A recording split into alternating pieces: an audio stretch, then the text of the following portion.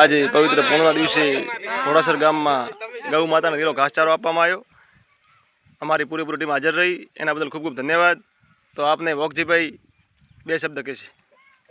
ખૂબ ખૂબ ધન્યવાદ અમારી ટીમને કે આ બધી અમને આ બધા સાથને સહકાર આલ્યો અમને કે અમે બધા ટીમ હળી મળીને બધું કામ કરીએ છીએ અને બધા અમને આવો સાથ સહકાર આપતા રહીએ। ખૂબ ખૂબ આભાર વોકજીભાઈનો। હવે આપને શૈલેષભાઈ બે શબ્દ કહેશે। જય ગૌ માતા, જય ગોપાલા। પહેલાં તો વાયકેટીએ ખૂબ દિલથી આભાર કે તે આવું કામ કરી રહ્યા છે। ગાયોને પૂનમ અને અમાવાસનું અને વચ્ચે 11 એવું હોય ત્યારે ગાયને લીલો ઘાસચારો ચારે છે, તો એમને ખૂબ ખૂબ ધન્યવાદ। અને બીજું કે ગામના જે ફાળો આપે છે એમને ખૂબ ખૂબ આભાર કે એ સેવાનો લાભ લે છે અને અમને સપોર્ટ પણ કરે છે। જય ગૌ માતા, જય ગોપાલા। ખૂબ ખૂબ આભાર શૈલેષભાઈનો। હવે ભરતભાઈ ચાવડા સાહેબ આપણને બે શબ્દ કહેશે ગૌ માતા વિશે।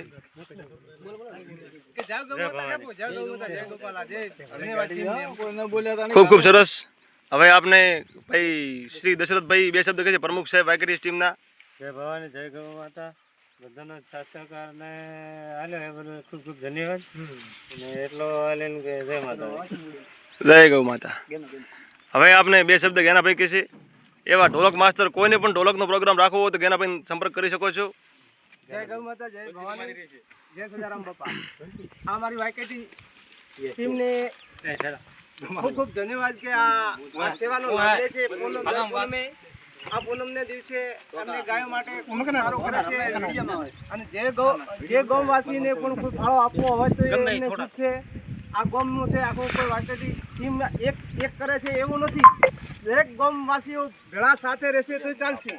જે અને ફૂલની પોખડી જે આપવું તે એવું નથી કે આટલા દેવા પડશે। આ સેવા બદલ ખૂબ ખૂબ આભાર।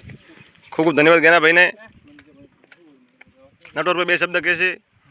જય ગૌ માતા। આજ પૂનમના દિવસે અમારી ટીમ ગૌશાળામાં રખડતી ગાયો માટે બહારની ગાયો ગામમાં રખડે છે એના માટે સેવાનું કામ કરી રહી છે અને ગામને પણ સહયોગ આપે છે, તે બદલ ખૂબ ખૂબ આભાર, ધન્યવાદ। ખૂબ ખૂબ આભાર નટવરભાઈનો। હવે આપણે દિનેશભાઈ કહેશો તમે બે શબ્દ કોઈ? ખૂબ ખૂબ આભાર દિનેશભાઈ। હવે હરેશભાઈ બે શબ્દ કહેશે। સૌથી પહેલાં તો અમારી પૂરી ટીમને ખૂબ ખૂબ ધન્યવાદ। અત્યારે કોઈની જોડે ટાઈમ હોય ના હોય છતાં પણ બધા ટાઈમ કાઢીને ગામ માટે સરસ મજાનું કાર્ય કરી રહ્યા છે। તો અમારા એવું નથી કે આમાં ખાલી એક વાયકેટીએસ ટીમ દ્વારા જ આ ચાલે છે, પણ આમાં પૂરા ગામનો પૂરા સહયોગથી અને જે લોકો આમાં ફાળો આપ્યો છે એ બધાનો ફાળો તમે જોઈ રહ્યા છો। અત્યારે ગાયોના પેટ સુધી જ જાય રહ્યો છે, બને એટલો ફાળો આમાં આપજો અને અમારા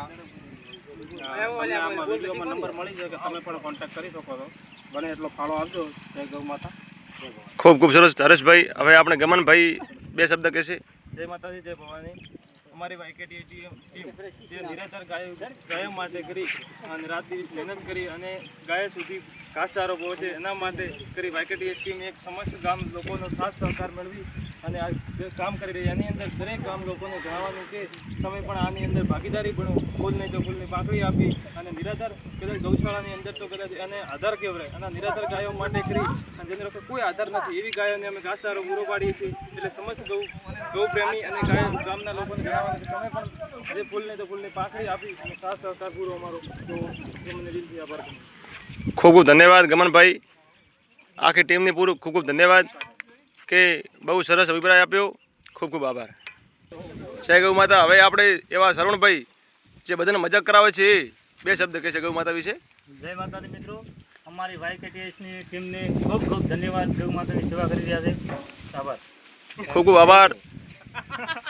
તમામ ગૌ ભક્તોને નમ્ર વિનંતી કે આવી સેવાના કાર્યમાં લાભ લેતા રહો। આ કોઈ વાયકેટીએસ ટીમ એકલાનો નહીં, પૂરા ગામના સહયોગથી આ બધું શક્ય થઈ શકે છે ભાઈ। એકલા હાથે તાળી ન પડે કહેવત છે ને, એ પ્રમાણે જ છે બધું ભાઈ। તો કોઈના પાસેથી આપણે પૈસા કઢાવવા ખૂબ અઘરું કામ છે, તે છતાં અમારી ટીમ પૂરી કોશિશ કરીને જે લોકો ફૂલ નહીં તો ફૂલની પાંખડી આપે છે એનાથી આ ગૌ માતાને ઘાસચારો લાવે છે, એના બદલ ટીમને ખૂબ ખૂબ ધન્યવાદ। કોઈ પણ ભાઈ આ સેવામાં લાભ લઈ શકે છે, કોન્ટેક્ટ નંબર આપેલો જ છે। જય ગૌ માતા, જય ગોપાલ।